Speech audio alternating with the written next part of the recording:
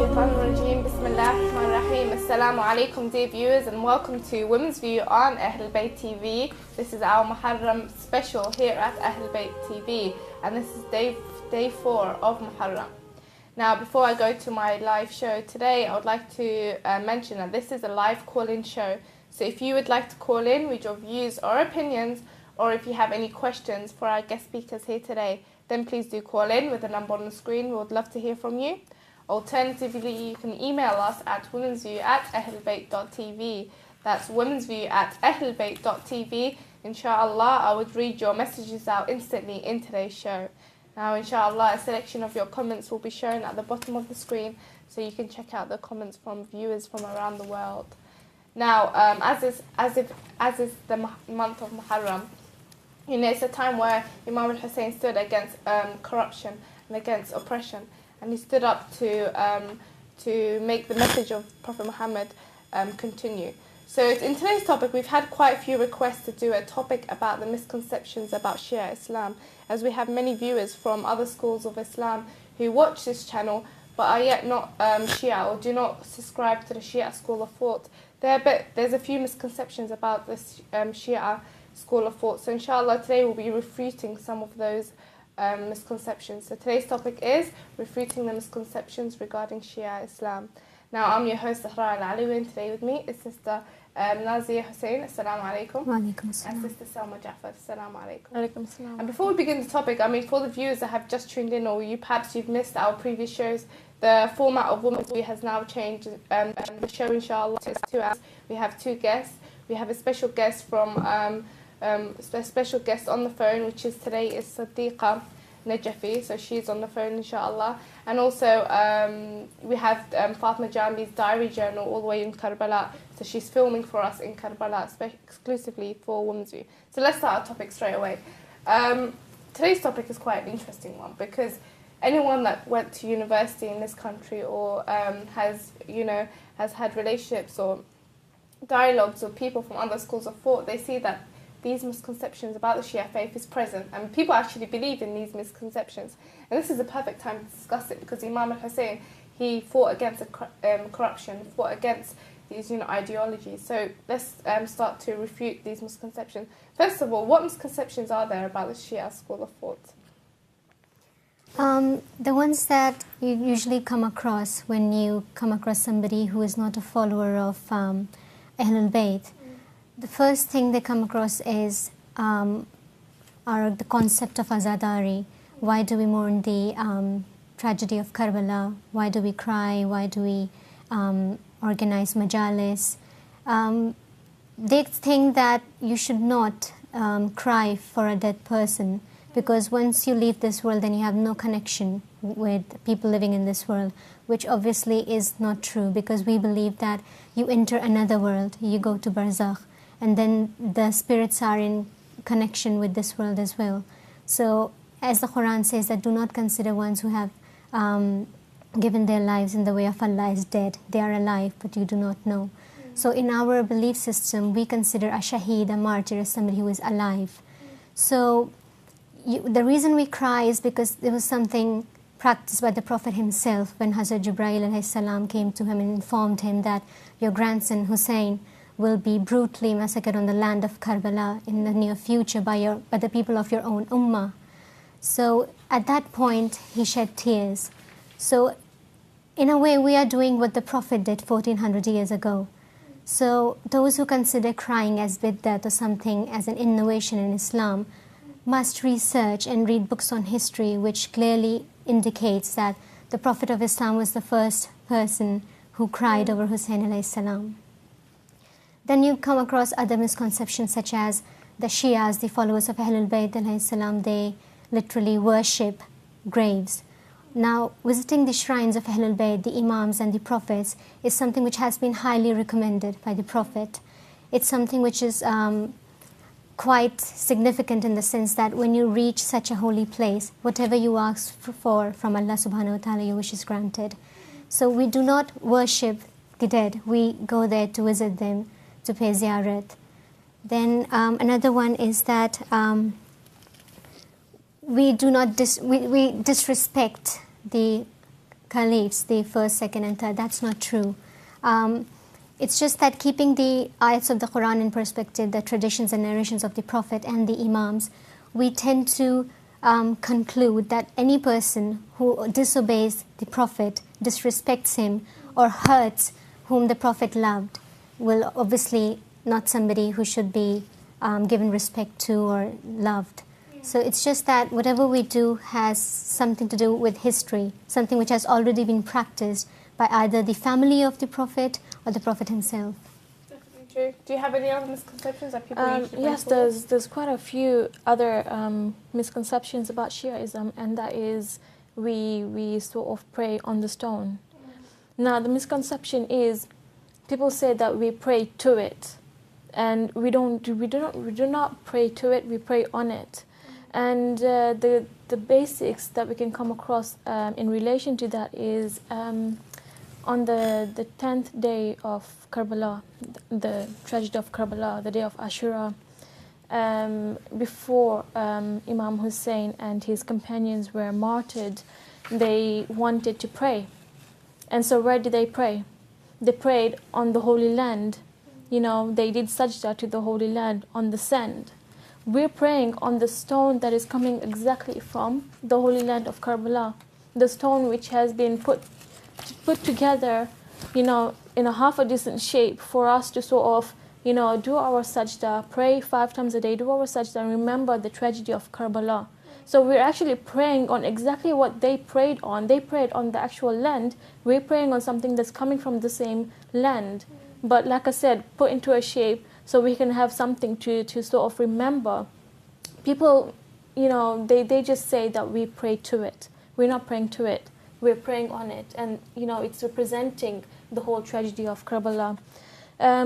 And the other misconceptions that we come across is the fact that we Shias have a different Quran. And I mean, we can challenge everyone that, if they want, we can provide them with a copy of a Quran that we have. Or we can even say to them, why don't you come to our house and look at the Quran that we have. It's exactly the same Quran. It's not, because the thing with the Quran is Arabic is the kind of a language where if you removed one word or replaced a word with something else, or even removed without replacing with another word, the whole meaning of that verse, the whole meaning of that sentence changes. It's not like English, like, you can rephrase a sentence into, the same, the meaning of that sentence is exactly the same, but you've rephrased it into a different style. It's nothing like that. Arabic is very, very, very, what would you say, it's a difficult language. You can't replace, and a word would have so many different meanings, but it all depends on the context of the actual, the actual, ayat. Exactly, the ayat. So, people say that we have different Qurans, but, we need to sort of challenge this. We need to, prove them that no, we do not have a different Quran. We have the same Quran that they have. The all misconceptions about Shiaism. Definitely, yeah. I mean, all round there's misconceptions brought forward against Shiaism. For example, when you look within history, there's misconceptions about the Shia belief in history. There's misconceptions about the jurisprudence. There's misconceptions about theology. There's misconceptions around every area, really. Many people still do not understand what the Shia school of thought is really about. So, inshallah, in today's show, we'll try to refute some of these and tackle them. But first of all, before we, try to make people understand what the Shia school of thought is, because to be honest, we had about 3 emails come through to Women's View in the past day. So in yesterday morning, about 3 emails came through from 3 sisters that belong to the Sunni school of thought, and they said, we're just discovering what Shia Islam is really about. So I think it was very important to put this topic through, because since we've started this channel, we've had a lot of people interested to discover what the Shia Islam is about. But before we try to refute these misconceptions, first of all, how do these misconceptions come about? I mean, how does these misconceptions come about, and what leads to these misconceptions? Soon after the demise of the Prophet of Islam, peace be upon him and his progeny, obviously the Ummah went through a lot, because they had lost somebody who was their guide, and somebody whose responsibility was to guide them and correct their mistakes. But because back in those days, communication was not as good as it is today. These days we've got access to books. We can easily communicate with the ulamas and the marajas in Taqleed and get guidance. But back in those days it was not that easy, especially for people living outside the Arab. We have our first caller on the line, so inshallah we'll take that call. Inshallah we'll go back to the discussion. We have our first caller. Assalamu alaikum. Assalamu alaikum, sister. Wa alaikum assalam, sister. Welcome to the show. Thank you very much. I have a question for you. Okay, go ahead. My question is, how many people, many people from other schools of thought say that Khalfoum's daughter of Ali is married to Omar. I'm just wondering, how would you answer that? Definitely. Thank you very much for calling. It's a very interesting question. Inshallah, we'll answer it in today's show. Thank you very much. It's a very interesting question, and to be honest, that's a question that always comes up about Kulthum. And I've been asked this many times as well while being at university, and people say that Kulthum was married to Omar, the second caliph. So they say, that doesn't that show that Omar was a just person or was a great person? And first of all, I just want to bounce it off to you guys. But just before I send the question to you guys, I just want to mention an issue regarding this before I give the question to you, because I believe that in today's topic we may get a lot of questions about history and about especially history. And before we look into a situation, we have to check the chains of narration. I mean, for the sister at home and for others that have queries regarding historical events, or in this term the marriage of Kulthum, we need to go back to the hadiths and what the chain of narrations say about this.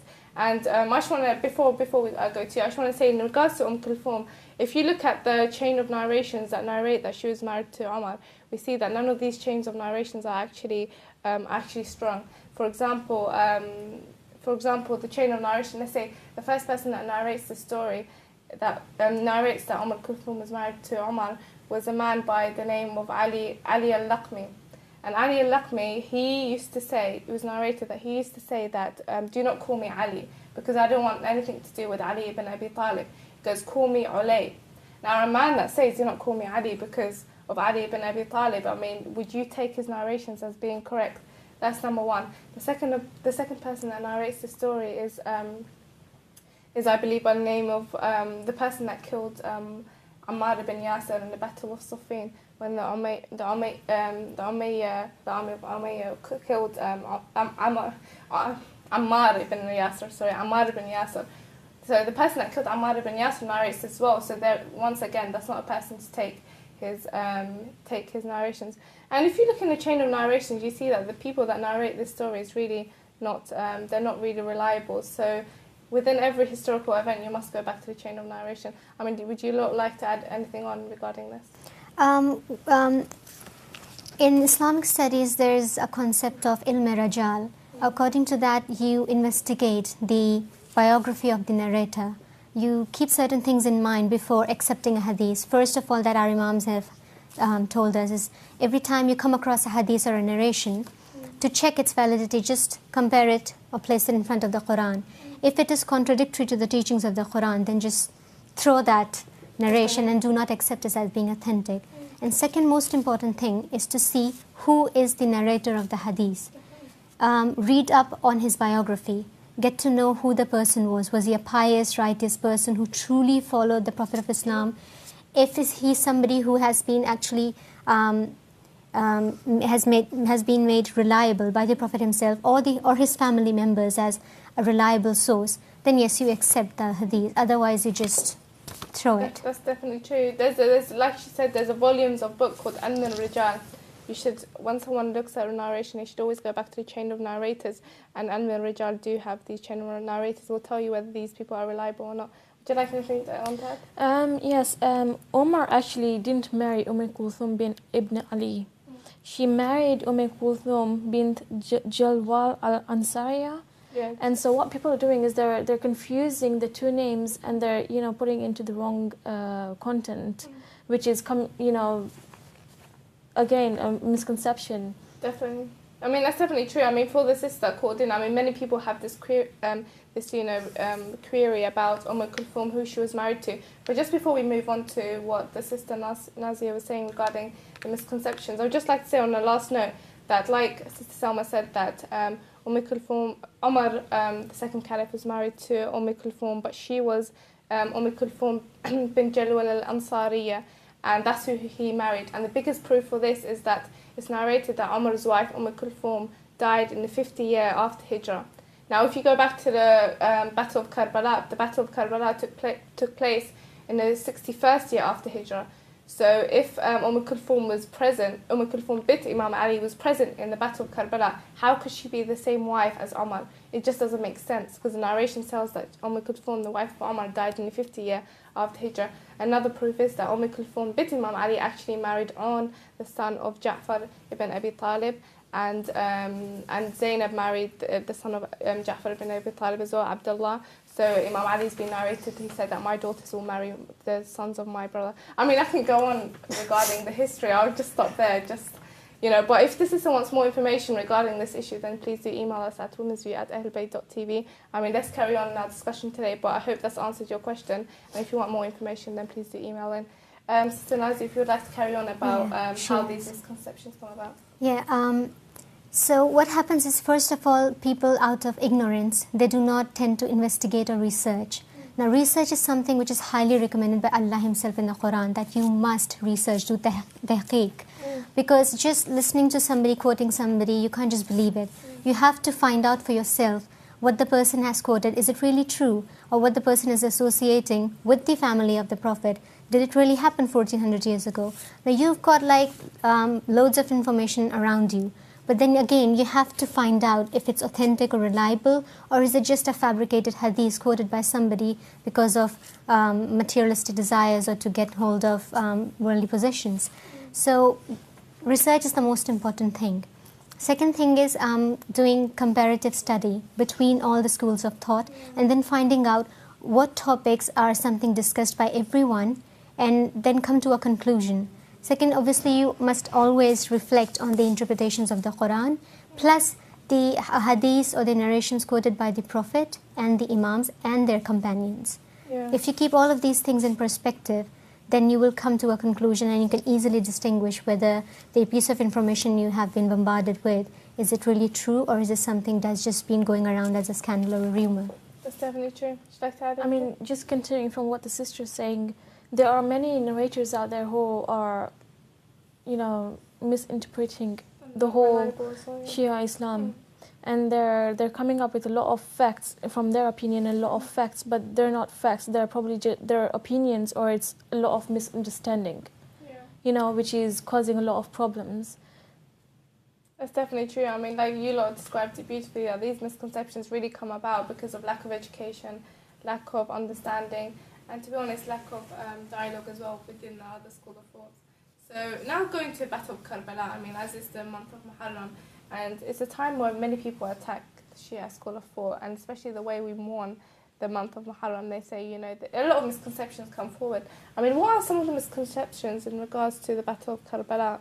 And secondly, how do we refute them? But first of all, going to the misconceptions. When you focus on the event of Karbala and what led to the whole battle, first of all, the biggest misconception some people tend to have is that it was a battle between two groups and they were fighting over wealth and power. That is not true. Yes, we can say that Yazid was after wealth and power, Ibn Ziyad was interested in the material gains of the world, but you cannot say the same thing for the grandson of the Prophet of Islam. He has been given the status of the master of all youth in paradise. The worldly possession or power has no meaning for him or his family members. The reason he went to Karbala all the way from Medina was because he was receiving thousands of letters from the people residing in Kufa and other areas who have been suffering for a really long time by the tyrant of that time, Yazid and Ibn Ziyad. Now, the last letter that he received was from a man who said that we are left in the middle of such oppressive environment, and without a leader, without a guide, without a hadi. we need you to come and help us and save us and protect us from the great tyrant of the time.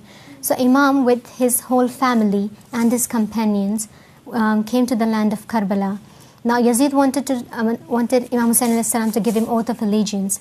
Now Imam Husayn obviously would not give oath and allegiance to a man who was not only standing and opposing Islam and ridiculing the Prophet of Islam and going against the teachings, and he was a tyrant and an oppressor, so obviously he wouldn't give him the oath of allegiance. So Imam Husayn was given a choice. You either give me the oath of allegiance or you give me your head.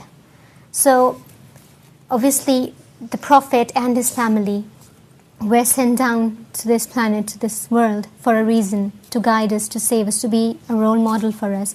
They would never bow down in front of a tyrant. So they opposed him through their behavior, their actions, and obviously they were martyred on the 10th of Muharram, which is known as Ashura, and we still remember that day. We commemorate Ashura because this is something which our Prophet cried over, his daughter Fatima Zahra cried, even the angel Jibreel alayhi salam shed tears when he heard that how brutally Imam Husayn and his children and companions will be slaughtered in the soil of Karbala. So we are doing exactly what they did. So I can't see the reason why it is bid'at or haram or wrong to cry for somebody you really love and respect, for somebody who gave away his everything 1400 years ago for the sake of saving Islam. That's true, definitely true. Salma, do you have anything else? It is said by many that Shia, it was a Shia Muslim from Kufa who actually killed Imam Husayn. Now, you know, every year we commemorate for Imam Husayn. We sort of have this 10 days, and we make an effort to go to mosque, and we do we do matam for Imam Husayn. We have these majalises going on every morning, every night, and we have this very serious thing going on where we don't try and celebrate, or we don't want have a little bit of a happiness. Why would we Shias do so much for Imam Husayn if we're the ones who actually killed Imam Husayn? That is something that it doesn't make sense. It's very contradicting, and there's a big clash to that. I mean, naturally and logically, if we Shias killed Imam Husayn and we had no connection to Imam Husayn, then there is no reason to why we would put such an effort into doing the things that we do every year. There's like millions and millions of individuals going to Karbala just to be there for Imam Husayn and to get the opportunity to sort of say to him that we are his slave and we do remember him. It happens every year, and every year it's getting better and better because there's a lot of Muslims every year try and make it to the whole try and make the whole commemoration more more tragic for everyone. Yeah. Why do we do such a thing? Because obviously we have this thing for Imam Husayn, we have this connection with Imam Husayn. So it wasn't a Shia Muslim from Kufa who actually killed Imam Husayn. Definitely, I mean, I've heard that many times as well. People, especially when I used to go to an educational institute where there weren't many Shias, and there was a lot of people from different schools of thought. So we got challenged a lot regarding these issues, and one of the issues were that they said, why do you mourn every year when it was you Shia that killed Imam Husayn, which obviously can be refuted within, if you look at within history books and stuff. Do you have anything else? I would just like to briefly say something about the term Shia itself. There are people out there who tend to think that we have deviated from the right path and we have made a group called Shias and we are not practicing Islam, and this is something we have invented or it's an innovation. The term Shia means follower of a party or a group. Now, we follow the Ahlulbayt, the family of the Prophet Muhammad, peace be upon him. And the term Shia has not been used for the first time by us. It's something which Allah subhanahu wa ta'ala used in the Quran. When you come across this ayat in the Quran of chapter 37, verse 83, it says, "And most surely Hazrat Ibrahim was among the Shia of him.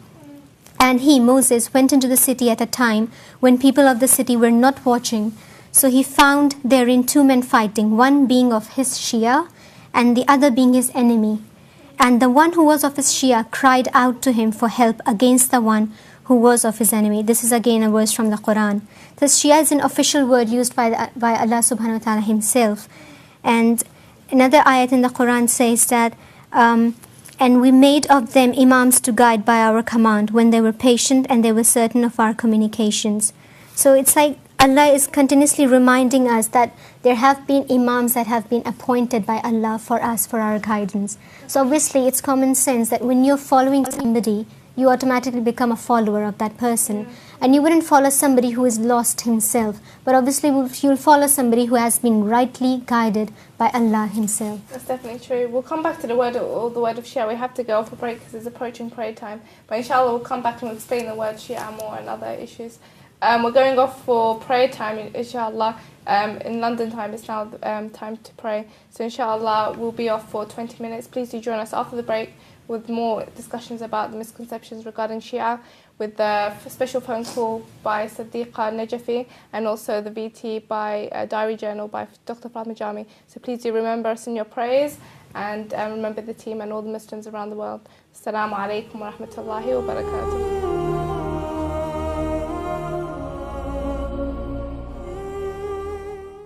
So, as the Quran says, that do not consider ones who have given their lives in the way of Allah as dead. They are alive, but you do not know. So, in our belief system, we consider a shaheed, a martyr, as somebody who is alive.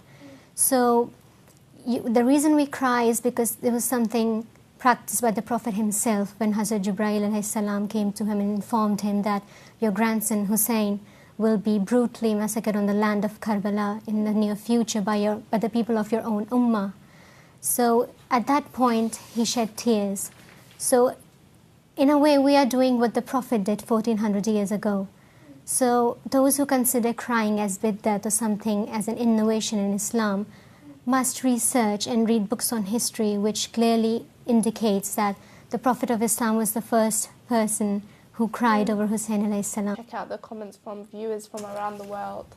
Now, as is the month of Muharram, you know, it's a time where Imam al-Husayn stood against corruption and against oppression, and he stood up to make the message of Prophet Muhammad continue.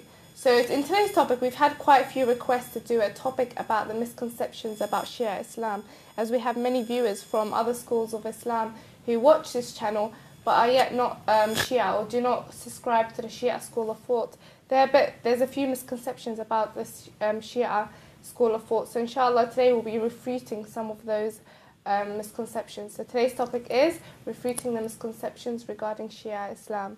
Now I'm your host Zahra Al-Alawi, and today with me is Sister Nazeeya Husayn. Assalamu alaikum. Wa alaikum assalam. And Sister Salma Jaffer. Assalamu alaikum. And fought against these ideologies. So let's start to refute these misconceptions. First of all, what misconceptions are there about the Shia school of thought?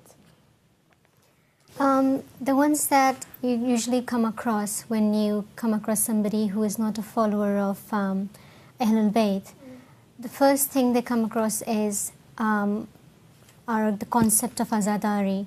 Why do we mourn the tragedy of Karbala? Why do we cry? Why do we organize majalis?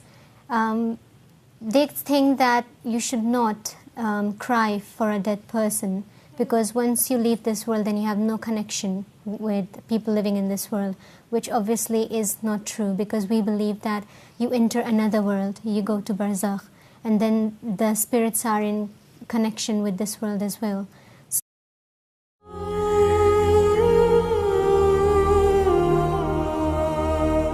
A'udhu billahi minash shaitanir rajeem. Bismillahir rahmanir rahim. Assalamu alaikum, dear viewers, and welcome to Women's View on Ahlulbayt TV. This is our Muharram special here at Ahlulbayt TV, and this is day 4 of Muharram.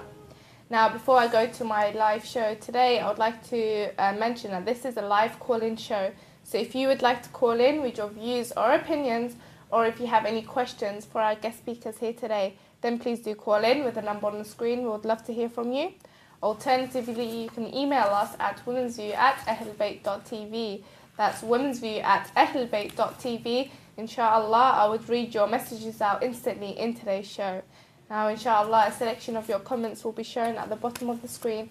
So you can. Alaikum salam. And before we begin the topic, I mean, for the viewers that have just tuned in, or perhaps you've missed our previous shows, the format of Women's Week has now changed. The show, inshallah, is 2 hours. We have 2 guests. We have a special guest a special guest on the phone, which is today is Sadiqa Najafi, so she's on the phone, inshallah. And also we have Fatima Jambi's diary journal all the way in Karbala, so she's filming for us in Karbala exclusively for Women's Week. So let's start our topic straight away. Today's topic is quite an interesting one, because anyone that went to university in this country or has had relationships or dialogues with people from other schools of thought, they see that these misconceptions about the Shia faith is present, and people actually believe in these misconceptions. And this is the perfect time to discuss it, because Imam al-Husayn, he fought against corruption.